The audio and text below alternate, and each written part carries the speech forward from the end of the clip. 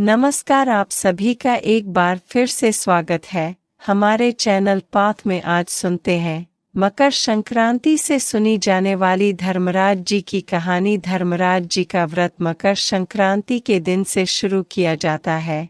धर्मराज जी के व्रत की कथा वर्ष भर सुनी जाती है।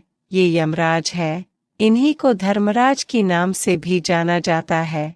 प्राचीन काल में बब्रुवाहन नाम का एक राजा था। वो बहुत ही धर्मात्मा और दयालु था। उसके राज्य में हरिदास नाम का एक ब्राह्मण रहता था। हरिदास बहुत ही तपस्वी था। उसकी पत्नी का नाम और भगवान की भी बहुत बड़ी भक्त थी। गुणवती ने अपनी जीवन में सभी देवी देवताओं की उपासना की। एकादशी, महाशिवरात्रि और जन्माष्टमी जैसे सभी व्रत वो पूरे विधि विधान से करती थी। वो अपनी शक्ति के हिसाब से दान पुण्य भी करती थी और वो अतिथि के सेवा सत्कार से भी मुंह नहीं मोड़ती थी। इस प्रकार वो जीवन भर धर्मपरायण रही। वृद्धावस्था में जब उसका देहांत हुआ तो धर्मराज जी के दूत उसे आदर पूर्वक धर्मराजपुर ले गए। धर्मराजपुर में सुंदर सिंहासन पर भगवान धर्मराज जी विराजमान थे। उनके पास ही चित्रगुप्त जी का स्थान था। चित्रगुप्त जी व्रत प्राणियों के पाप पुण्य का लेखा जोखा धर्मराज जी को सुना रहे थे। गुणवती भयभीत हुई और वो नीचे मुंह करके खड़ी हो गई। चित्रगुप्त जी ने उसके पाप पुण्य का ब्यौरा भी धर्मराज जी को दिया, जिसे सुनकर धर्मराज जी को बहुत प्रसन्नता हुई, क्योंकि उसने बहुत अच्छे काम किए थे। लेकिन फिर भी धर्मराज जी के मुंह पर कुछ उदासी दिखाई दी।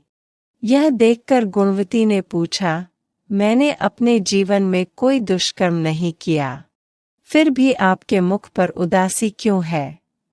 कृपा करके मुझे बताएं। धर्मराज जी ने कहा, हे देवी, तुमने सभी देवी देवताओं को व्रत आदि से संतुष्ट किया है, लेकिन मेरे नाम से तुमने कुछ भी पूजा पाठ या दान पुण्य नहीं किया। यह सुनकर गुणवती ने धर्मराज जी से क्षमा याचना की और कहा कि मैं आपकी उपासना करना नहीं जानती थी। कृपा करके वो उपाय बताए। भक्ति मार्ग को सुनकर मृत्यु लोक वापस जा सकूं तो आपको संतुष्ट करने का प्रयास मैं अवश्य करूंगी।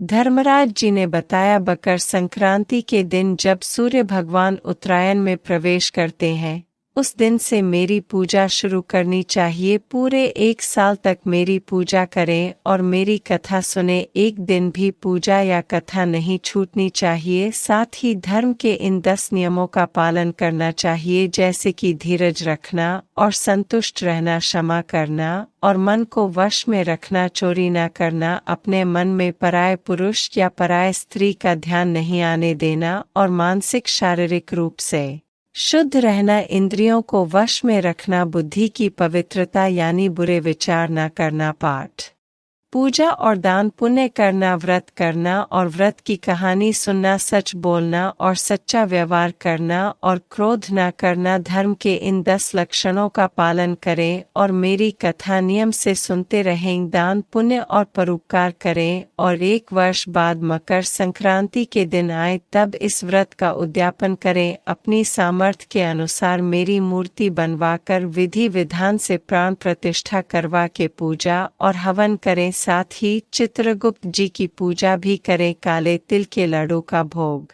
लगाएं, ब्राह्मण भोजन करवाएं, बांस की कटोरी में 5 सेर अनाज दान करें। इसके अलावा गद्दा, तकिया, कंबल, चप्पल, लोटा तथा वस्त्र आदि भी देने चाहिए। हो सके तो गोदान भी करें। धर्मराज जी की बात सुनकर गुणवती ने विनती की, हे प्रभु, मुझे फिर से मृत्यु लोक जाने दे, जिससे मैं आपके व्रत को करूं और इस व्रत का प्रचार मैं बाकी लोगों में भी कर सकूं। धर्मराज जी ने इसके लिए अपनी सहमति दे दी। गुणवती वापस जीवित हो गई, उसके शरीर में जान आ गई और वो उठ खड़ी हुई। उसके सभी परिवारजन ये देखकर बहुत प्रसन्न हुए। गुणवती ने धर्मराज जी वाली सभी बातें अपने पति को बताई। उसने कहा, हम धर्मराज जी का व्रत अवश्य करेंगे और धर्म का पालन भी करेंगे। मकर संक्रांति के आने पर गुणवती और उसके पति ने धर्मराज जी के व्रत को शुरू किया। 1 वर्ष बाद विधि विधान से इस व्रत का उद्यापन किया। इस व्रत के प्रभाव से उन्हें धर्मराज जी की कृपा प्राप्त हुई और मोक्ष और स्वर्ग की प्राप्ति हुई। बोलो धर्मराज जी की जय। दोस्तों, आपको ये व्रत कथा कैसी लगी कमेंट करके जरूर बताएं।